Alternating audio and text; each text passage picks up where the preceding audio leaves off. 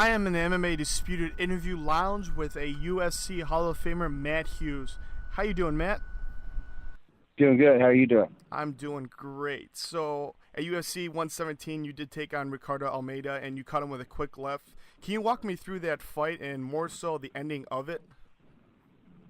Yeah, went out, and I really thought that Ricardo would maybe try and press me up against the fence and probably try and take me down.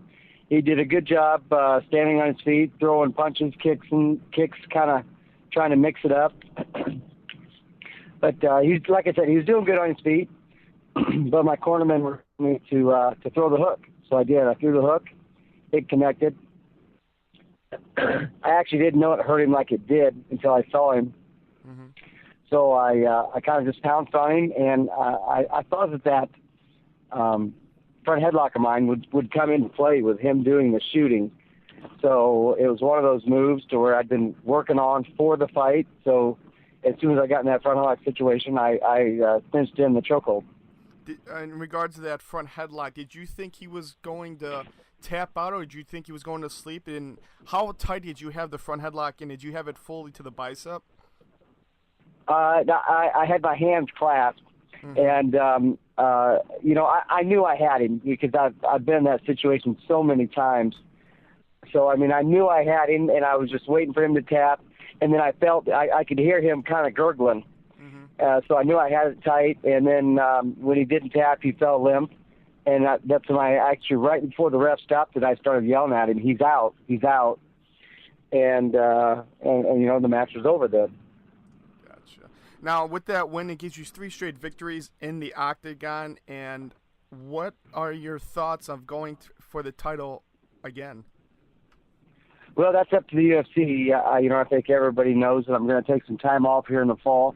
My kids really got neglected with me fighting this time because the whole summer I was training. So, I mean, I want to take some family time right now. I want to do some hunting on my own. And, then after that, I'll talk with the UFC and we'll figure out what we're going to do. And you feel you can give us another title one if it's the UFC decides to put you in that situation? If that's what they want me to do, then that's fine. I'd love to run for the title. I had the title for a pretty long time, and I wish I had it now. So, I mean, I'd love to do a title run no matter who the champion might be. Gotcha. And in terms of being a Hall of Famer, that was your first win since being inducted to the Hall of Fame. Do you feel any added pressure in the octagon? I know you said during your post-fight interview with Joe Rogan that you felt some pressure, but how is that overall in terms of your daily activities, in terms of training and getting into the octagon and being a Hall of Famer? Well, when you're a Hall of Famer, you just don't want to lose. You don't want to disrespect that honor that the UFC has given you. So, I mean, it's motivating at one point, but at the same time, it's just more pressure on top of you. But I'm very grateful to be in the Hall of Fame. But like I said, who needs more pressure? I sure don't. A lot of people through UFC websites and Twitter are wondering what gives you the drive to get out of bed every day and be a mixed martial artist. Well, I love it. I love walking in the gym every day. I love competing in there by myself. I just listening to my corner. That's what motivates me is just competition. That's what got me in the sport, and that's what's keeping me in it.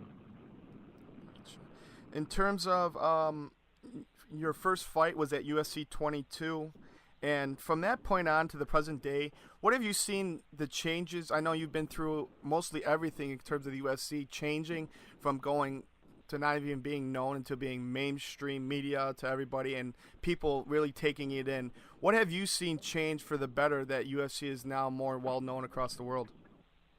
Well, there's I wouldn't even be able to sit here and list all the things that have changed, but some of the better changes is unified rules.